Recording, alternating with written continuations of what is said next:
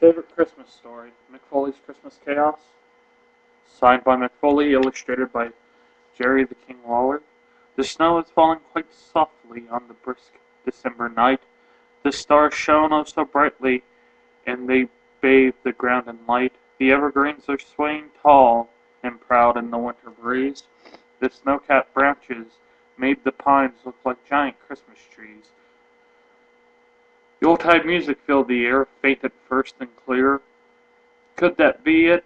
Up ahead, Santa's castle grows near. It is true, Lee was an awesome sight. The hard to believe was knowing it was just 1 week until the final Christmas Eve. For Christmas is a magic time for magic plans. The trees, the stars, the glistening snow. It seems a wonderland, but sometimes things aren't what they seem, and looks can sure deceive. For the scenes inside the castle's walls so was too much to believe. The elves were running everywhere. They were loud and brash and rude, and Tommy Top, the tallest elf, was running in the nude. The elves were throwing toys and games, and making even everything worse. Billy Bop, the smallest elf, was teaching them to curse. Santa calls, "Don't say those bad words. I don't want to hear it." The tiny little naked elves are not Christmas spirits.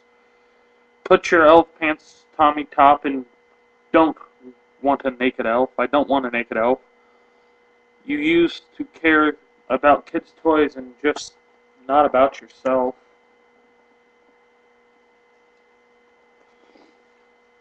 "Hey, Santa Claus," yelled Tommy Top, "let me show you a neat trick." And then Tommy Top, he turns around and, oh my goodness, mooned Saint Nick. Santa shook his head in shame. He knew not what to do. And while the elves are cracking up, Billy Boop rushed through. "Hey, Fatso," yells the tiny elf, "we're not gonna go back to work, and you can't make us." "No, you can't, you beep beep beep jerk." Old Santa turns his back real quick, and Tommy caught a peek. A single tear left Santa's eyes and rolled down his cheek.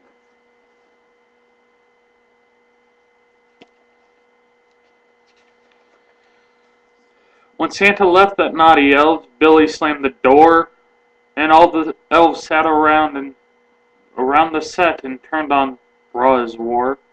Santa stumbled down the hall, his heart clearly broken. How can we have Christmas Day if the elves gave up making toys?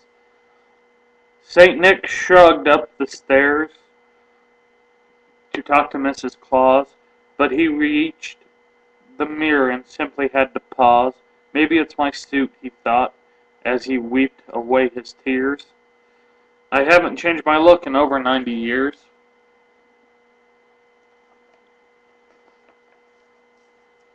This beard will be the first to go, and then this old red suit. I'll buy myself some cool new shoes and lose these bold black boots. And then I'll buy some fancy chains like that wrestler named Too Hottie. Then poor Santa took a look at his plump and bumpy bottom. These buttocks looks like Rikishi's did, and Santa didn't believe. It may have been the millions of cookies he ate last Christmas Eve. He had never felt this sad in all his jolly life, so he opened up the bathroom door and told his lovely wife, bedroom door, and told his lovely wife, Scotty Too Hottie Santa Claus. But Mrs. Claus heard not a word. At the TV she was looking. She was focused on the rock and tried to smell what he was cooking. Then finally old Mrs. Claus turned and said, "Come back in an hour, maybe two. Up next is Cactus Jack." "The hardcore legend?" Santa yelled, at a moment sounding jolly. "To me, he's still a hardcore champ, not Crash nor hardcore Holly. I'll tell you what," old Saint Nick laughed, "those wrestlers may be fakers, but that Selmish sure looked real when he wrestled Taker. Then Santa told about it all. The moon, the cruise, the light. Mrs. Claus said, "Raw is on. Can't you tell me after?" When Santa left, the missus yelled, "I don't want to be a pain, dear, but it's problems that you got. Go and tell the reindeer." Mrs. Claus sure was right, and Santa needed fixing. Nothing made him bounce right back like the heart-to-heart with Vixen. But Santa could not find the deer, though he searched both near and far, until old Saint Nick, heard a grunt and groan from out behind the barn.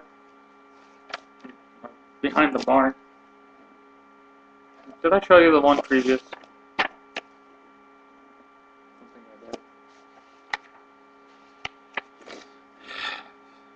Santa walked around the barn, and to his startled eyes appeared the sight of Rudolph being kicked by 7 reindeer.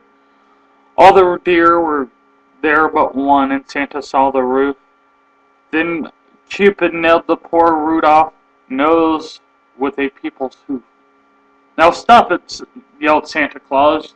"You all must stop this beating. Just look at poor old Rudolph. His big red nose is bleeding." "It's not our fault," old Donner yelled. "Please let me explain. We all think Rudolph is a great big pain."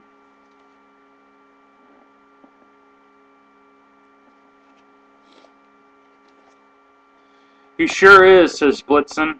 "He got a big head, the biggest head." "That is true," cried Comet, "and I'm sure glad he's bled."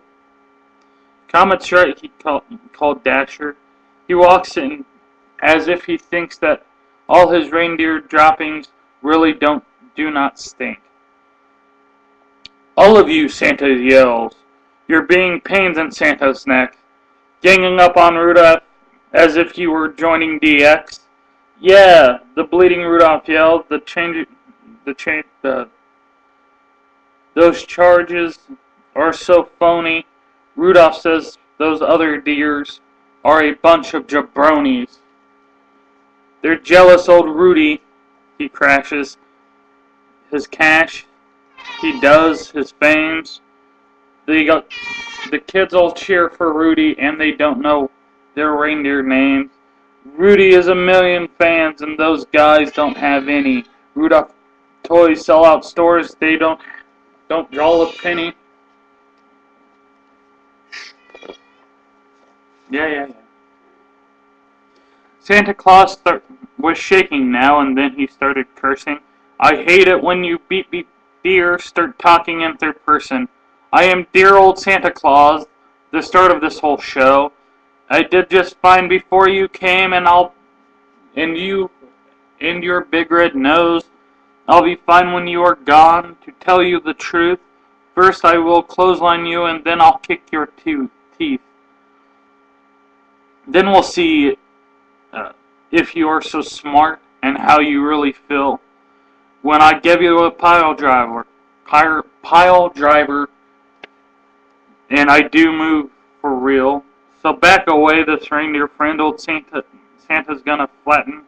I'm gonna even if your stupid song is more than triple platinum." "Go ahead," said Rudolph. "Go ahead, make my day. Harden one hair on Rudy's head, and he'll have you sent away."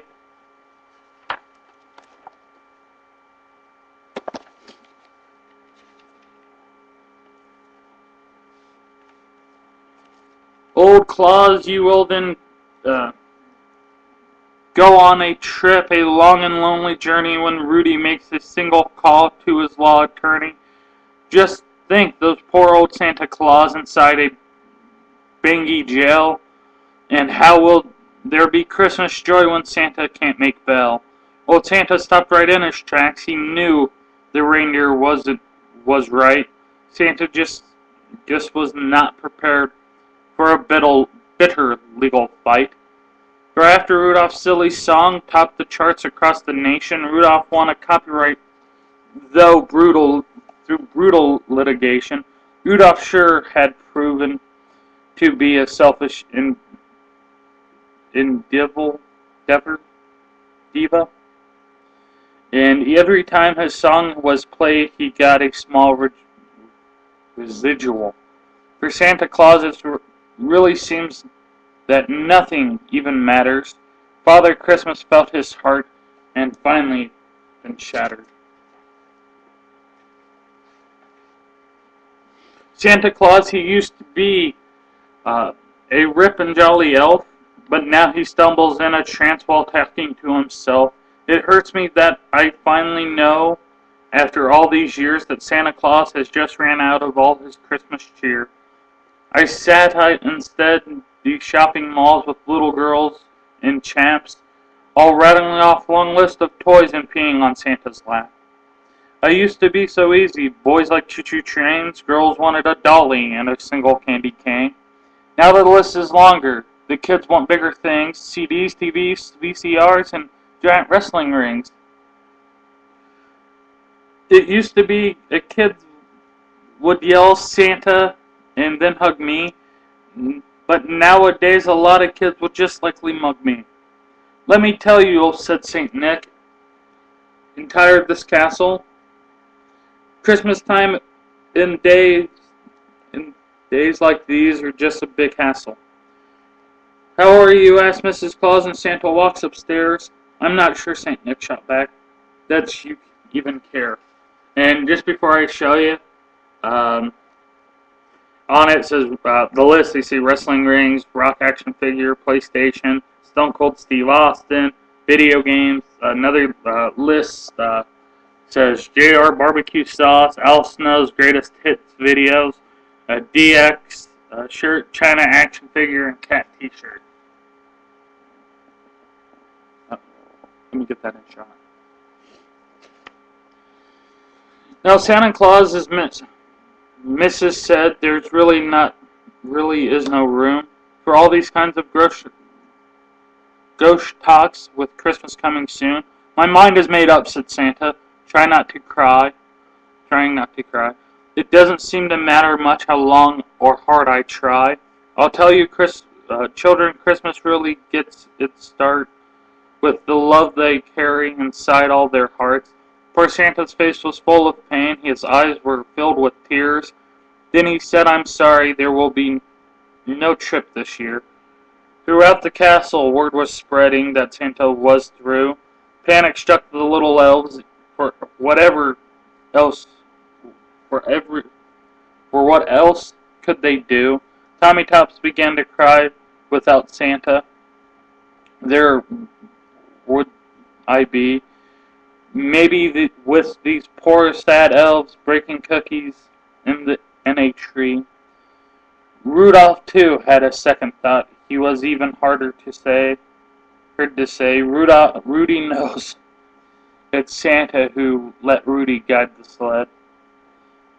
At last, it seems to come too late, for Santa seemed depressed. He locked himself inside his room, and all he did was rest. Around the world the news had spread. The children were annoyed. If Santa wasn't coming, then who would bring them their toys? By the millions letters came, and toys' demands were listed. Once children wanted Alcel matches, though no such tapes existed. Illustration of the author.